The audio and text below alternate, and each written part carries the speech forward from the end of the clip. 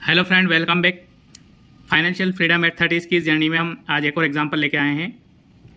ये एक सामान्य नागरिक की कहानी है जो पढ़ा लिखा नहीं है, ज़्यादा नॉन एजुकेटेड है।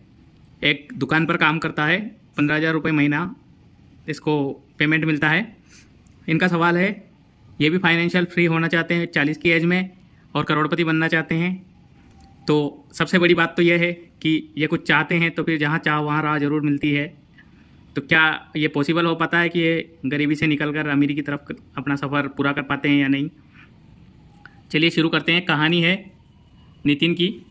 इनकी उम्र 22 साल है और रेस्टोरेंट में वेटर का काम करते हैं। सैलरी 15,000 रुपये महीना मिलती है इनको यहाँ पे।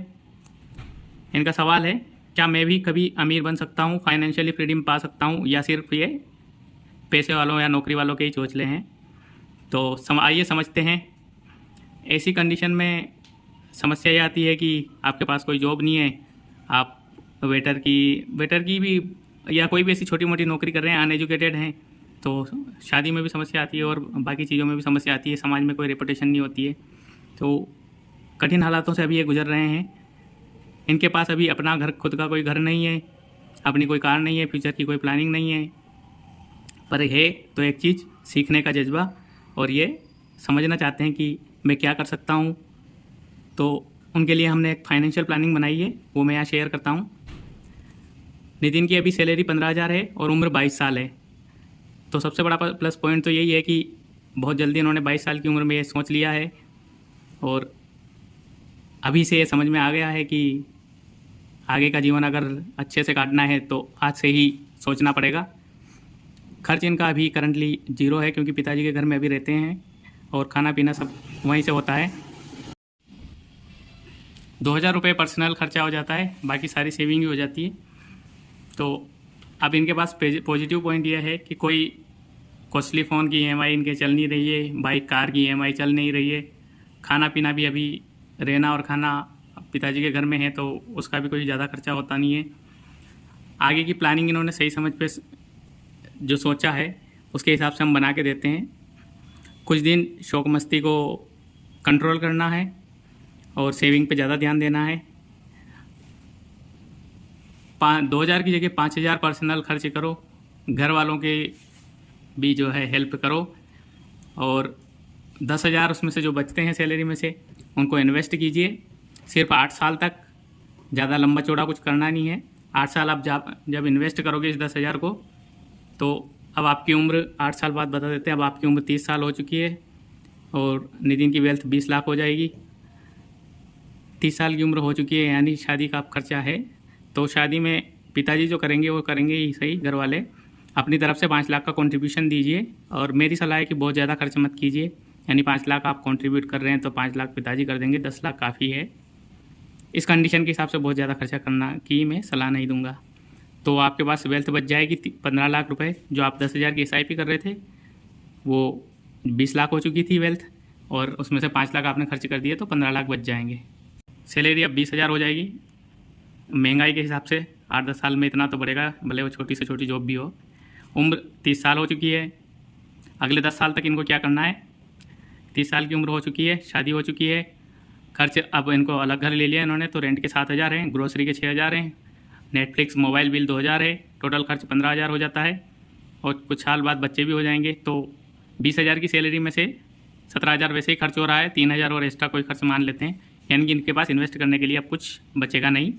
तो आगे नो इन्वेस्टमेंट, कुछ भी इन्वेस्ट नहीं करेंगे। सिर्फ 8 साल ही इन्वेस्ट किया है शुरू के, उसके बाद कोई भी इन्वेस्टमेंट नहीं किया है। 5 लाख विड्रॉल और कर लिए हैं उस इन्वेस्टमेंट में से। आगे 10 साल बाद चलते हैं। उम्र इनकी 40 साल हो चुकी है। फैमिली में वाइफ है, 2 बच्चे हैं, 5 साल और 3 साल दोनों की उम्र है। सैलरी अब 30,000 हो चुकी है महंगाई की वजह से बढ़ के, और वेल्थ जो 15 लाख थी अब बढ़कर 75 लाख हो चुकी है, जो इन्वेस्ट कर रखे थे 15 लाख। तो अब देखते हैं आगे क्या करना है। दूसरा जो अपना टारगेट था उनका कि अपना घर होना चाहिए, तो वो एक घर खरीदेंगे 50 लाख रुपए का। बहुत बड़ा नहीं आएगा, 50 लाख में एक लिमिटेड घर आ जाएगा जिसमें हस्बैंड वाइफ और बच्चे रह सकते हैं। डाउन पेमेंट 20 लाख कर देंगे और 30 लाख का होम लोन ले लेंगे, जिसकी EMI 20 साल के लिए 25,000 आने वाली है। वेल्थ जो 75 लाख हो गई थी उसमें से 20 लाख डाउन पेमेंट करने के बाद बच जाएंगे 55 लाख। उनको स्टे इन्वेस्टेड रखेंगे इन्वेस्टमेंट कोई भी नया नहीं करना है, सिर्फ 8 साल ही किया है शुरू में, उसके बाद कोई इन्वेस्टमेंट नहीं किया है। उसके बाद शादी में 5 लाख खर्च कर दिए और घर खरीद लिया है 50 लाख रुपए का। अब इनका सवाल था कि 40 की उम्र में क्या मैं रिटायर हो सकता हूँ, तो मेरा जवाब ये होगा कि इनको 5 साल और इंतज़ार करना चाहिए। 40 साल की उम्र में रिटायर नहीं हो सकते हैं। 5 साल बाद उम्र 45 साल हो जाएगी, बच्चे 10 साल और 8 साल के हो जाएंगे और वेल्थ जो इनकी 55 लाख रुपए बचे थे वो बढ़कर 1 करोड़ हो जाएंगे। अब ये रिटायरमेंट की प्लानिंग कर सकते हैं और 45 की उम्र में रिटायर हो सकते हैं। इसके बाद वो पेंशन चालू कर लेंगे 60,000 रुपये महीना। जो वेल्थ है 1 करोड़ रुपये, उसी से पेंशन चालू कर लेंगे 60,000 रुपये महीना SWP प्लान में, सिस्टमेटिक विड्रॉल प्लान के थ्रू। इसके बाद नो वर्क नो स्ट्रेस, कुछ भी नहीं करना है, पेंशन से घर चलाना है बस। 10 साल तक ऐसा ही चलता रहेगा। उसके बाद उम्र इनकी 55 साल हो चुकी है, बच्चे 20 साल और 18 साल के हो चुके हैं और इनका कॉर्पस जो है बढ़कर 2.5 करोड़ हो जाएगा। 60,000 पर मंथ पेंशन लेने के बाद भी जो 1 करोड़ थे वो बढ़कर 2.5 करोड़ हो जाएंगे। तो इसके बाद वो बच्चों की एजुकेशन के लिए, कॉलेज एजुकेशन वगैरह के लिए, 2 बच्चे हैं तो 50-50 लाख दोनों पर खर्च कर देंगे। तो इस प्रकार 1 करोड़ एजुकेशन पे खर्च कर देंगे। उसके बाद उनके पास रिमेनिंग वेल्थ बच जाएगी 1.5 CR, 1.5 करोड़ रुपये। तो अभी अपनी पेंशन बढ़ाकर 1 लाख रुपये महीना कर देंगे और अगले 8 से 10 साल तक ऐसे ही चलता रहेगा। 1 लाख रुपये महीना पेंशन लेते रहेंगे। बच्चों की एजुकेशन पे 1 करोड़ खर्च कर दिया है, घर अपना खरीद लिया है और इसके बाद 1 लाख रुपये महीना पेंशन लेने के बाद भी 8-10 साल में वेल्थ बढ़कर 3.5 करोड़ हो जाएगी। और उम्र अब इनकी 65 हो चुकी है, बच्चों की शादी करवानी है। बच्चों की उम्र अब 30 साल 28 साल हो चुकी है, तो शादी में खर्च कर देंगे 1 करोड़ रुपये। जो इनका कॉर्पस हुआ था 3.5 करोड़, उसमें से 1 करोड़ बच्चों की शादी पर और 1 करोड़ बच्चों को नया घर गिफ्ट कर देंगे शादी के बाद।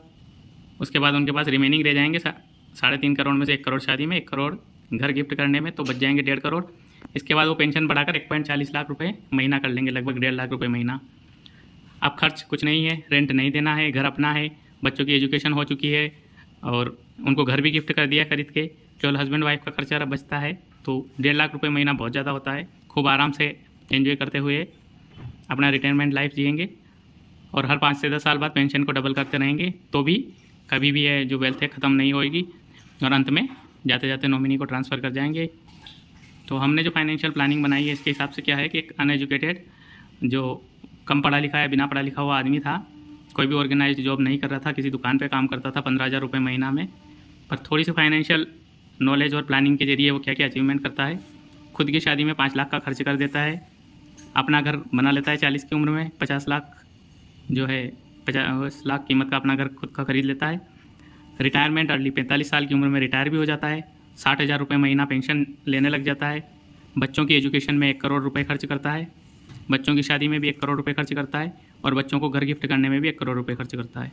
इसके अलावा लाइफ टाइम पेंशन लेता रहता है और अपना करोड़ों का जो वेल्थ है वो नॉमिनी को ट्रांसफ़र भी हो जाता है। नॉर्मली पेंशन में क्या होता है कि हस्बैंड के डेथ के बाद वाइफ को पेंशन मिलती है और उसके बाद पेंशन बंद हो जाती है, लेकिन यहाँ लाइफ टाइम पेंशन मिलेगी और उसके बाद जो आपका नॉमिनी है उसको प्रिंसिपल अमाउंट भी मिल जाएगा। तो ये हमारी फाइनेंशियल प्लानिंग आपको कैसी लगी, प्लीज़ कमेंट कीजिए and don't forget to subscribe. जैसी भी आपको लगी हो ये फाइनेंशियल प्लानिंग, कोई कमी लगी हो तो ज़रूर इसमें कमेंट करें और आपके किसी मित्र को फाइनेंशियल प्लानिंग बनवानी हो तो भी कमेंट करें। और ये फाइनेंशियल प्लानिंग आपको लगता है कि आपकी किसी साथी रिश्तेदार को काम आ सकती है तो उसके साथ साझा ज़रूर करें। तो आज के लिए इतना ही, bye bye, be healthy, be wealthy and don't forget to subscribe.